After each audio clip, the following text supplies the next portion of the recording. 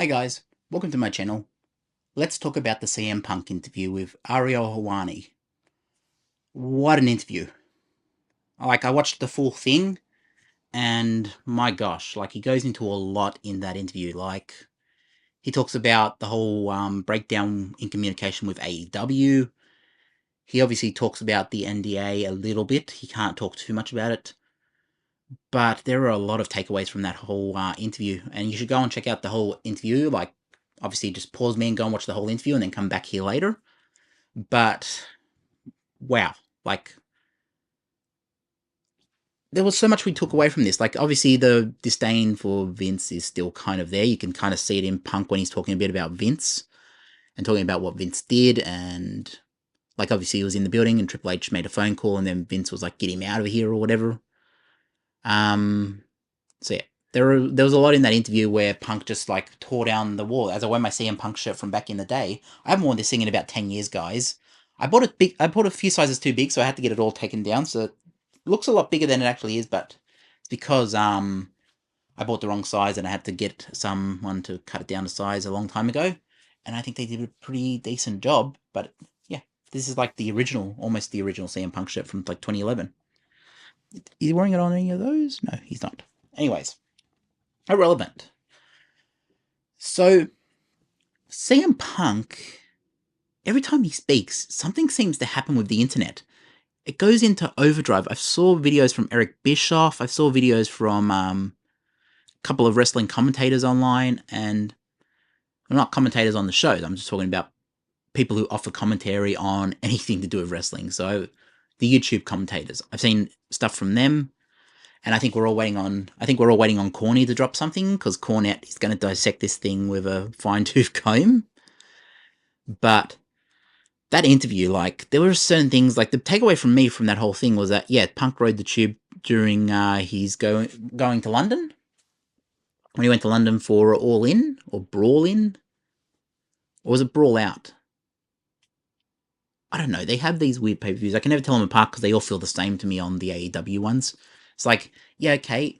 At least if the biggest one had the, you can't call it even Big Show anymore, because Big Show is Paul White. Oh well, we're going off track. But, the London show that CM Punk and Joe fought at, and Jack Perry in that. I don't know if it's All In or All Out. Was it Brawl Out? I think that's what they called the backstage altercation, Brawl Out or Brawl In. I don't know. Either way, irrelevant. How did AEW let their top star catch the train? And I know the Elite, from what we could see on TV and what we could see playing out around the gossip around that, the Elite had a certain disdain for CM Punk. We get that. They're friends with Colt Cabana, and whatever from there plays out, I don't know. But I don't know, Colt Cabana apparently tried to have a chat with CM Punk, and Punk said, "I will never talk to you without a lawyer present." And Punk goes a little bit into that in this interview. Yeah, I don't know where you start with this interview. There is a lot to break down there, and obviously there'll be wrestling YouTubers that do a better job than I do. I'm just doing a brief reaction. I'm not going into every minor detail. I'm just my thoughts as a wrestling fan and a CM Punk fan is how did AEW mess it up so bad? And yes, he was never going to move the needle for AEW, because that's one thing he says in this interview. CM Punk says AEW isn't real business. It's not a real business model. It's not about selling merch. It's not about selling tickets. And he doesn't actually know what it's about. So yeah, there is a lot of I feel like he didn't really hold back. There obviously was some things he couldn't talk about due to NDAs in place, like the backstage altercation with the Elite.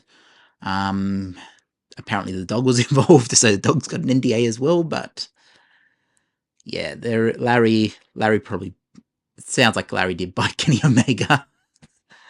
But am I the only one who thinks that interview was fascinating? And it's not so much, even the return to WWE he was talking about. He's talking about he knew when he buried the hatchet with Triple H, he could work with this person. They just talked And then they were like, okay, let's do business. How do we do business? How do we make this happen? Nick Khan is credited with bringing Punk back, and he didn't know that Punk, when he left AEW, was under no NDA, no one under what's the thing? No compete. He didn't know he was not under a no compete clause. He could have come back immediately, but I think the right call was made to save that for Survivor Series because obviously timing is everything in wrestling. Yeah, you could bring him back on Raw. Don't get me wrong. You could bring him back the next night of Raw if he wasn't under if there was no compete clause in place. But the right place was Survivor Series for Punk to return. It was. Do I have it here? Oh yeah, it's over there. Let's give me 2 seconds, guys. I'm gonna get Survivor Series. Let's bring this table around. Let's knock all the covers over, and let's grab Survivor Series from over here.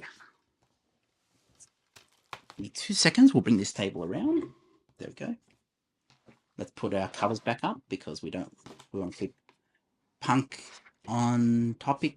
This whole thing. We want to keep all of the attention. But yes, Survivor Series was the best time for Punk to return, in my view. There he is on the side of the cover. Because it was in Chicago. And the fans in Chicago were already really annoyed that Punk had left AEW because it was done in a way that wasn't professional, as the interview would indicate. The breakdown in communication, no one was talking to Punk during the time he was injured. So it seems like Punk was kind of getting forced out of AEW by parties that play, whether that be the Elite or maybe Tony Khan, who knows. But I'm sure Tony wanted to keep him and wishes he did now. Like, AEW's in a really bad shape from what I've seen. Like, and let me just say, because I know I'm going to get some flack over this, AEW being in a bad shape can be fixed. I think this whole thing of like just having random matches on TV without any build doesn't work. And I think it shows. People want a rivalry.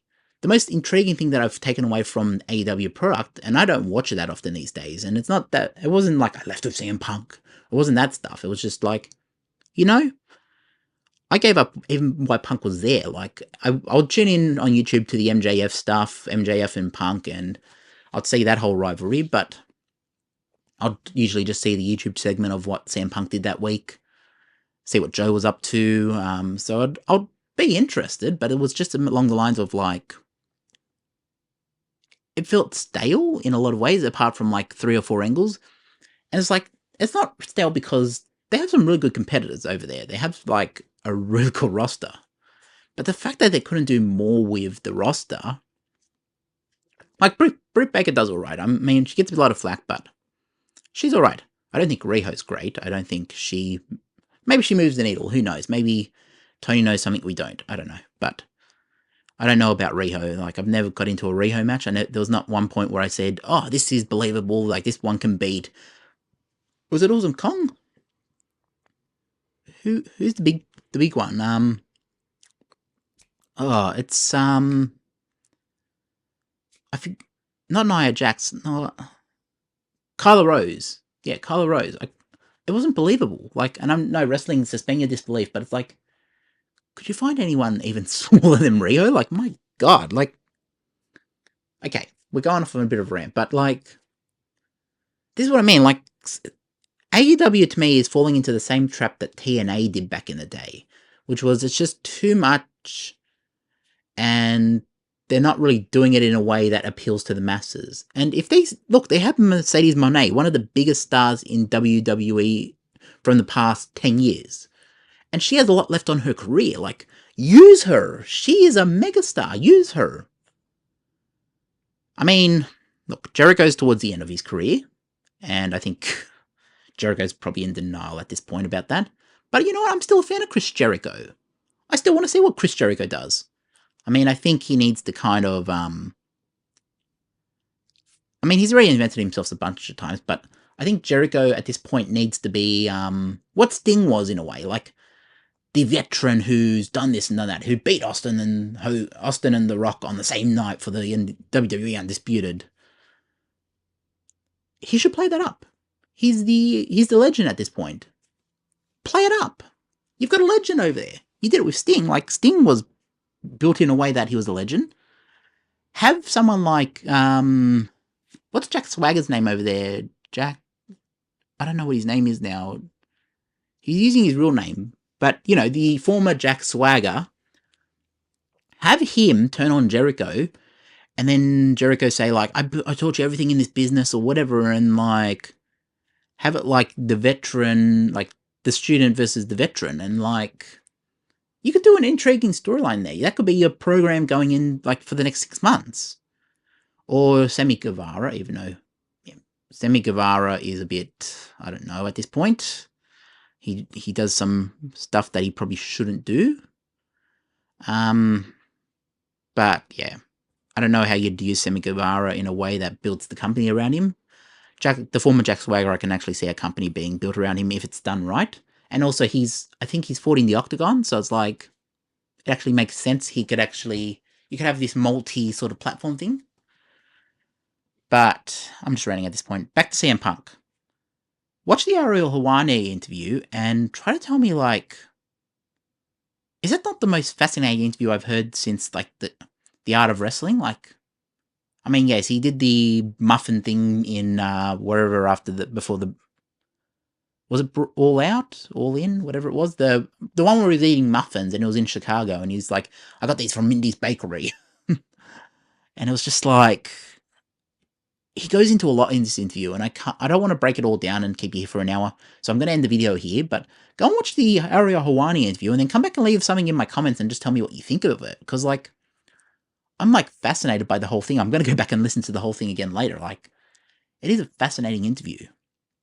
And yeah, I don't know what else to say about it other than, like, AEW's loss is WWE's gain. And hopefully, when he's back from injury, hopefully WWE can use CM Punk to the best of their ability and make him look, he's already a megastar, but make him intriguing in terms of a storyline. He's got something to come back to. Drew McIntyre, he's got Seth Rollins, he's got the Bloodline as well. He could easily jump in there and start doing stuff with them.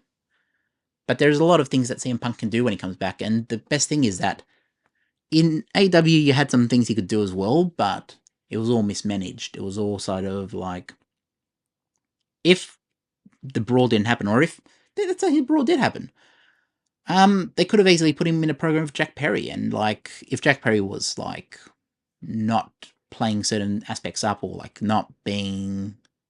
was respectful to Punk and was like, hey, I'm setting this up for a program with you, or something like that, like, there could have been business done there. But, you know, it sounds like Punk from this interview didn't want to be there, and Tony wouldn't release him, and there was eventually a time where Tony feared for his safety.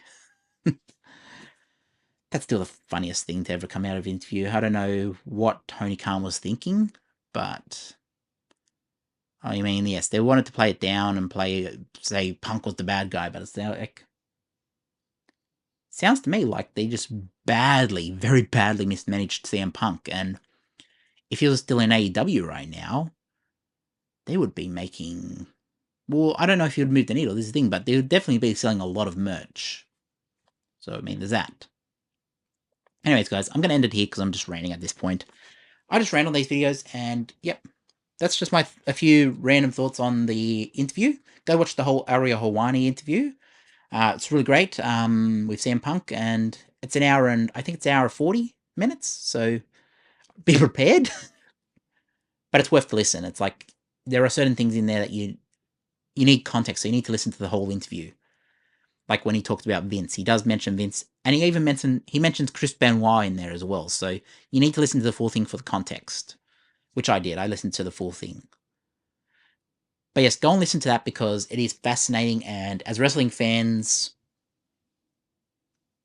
I don't know what to say. Like, it's very rare I'm left speechless. But that whole interview, I'm still processing it. I'm waiting for Cornette to drop something so he can break it down for me and be like, okay, he does talk a bit about this, but here is, as a wrestling mind, this is what should have happened. Like, look, I'm not a wrestling mind. This is why I watch wrestling YouTube. This is why I watch people like Rene Dupree, because they've got wrestling minds. This is why I watch people like Maven. Like, you know, I watch these wrestling people and wrestling minds, wrestling personalities, because I like to hear, obviously it pulls back the curtain a little bit, but, like, Cornette does a really good podcast. He's the most over podcast in the wrestling space.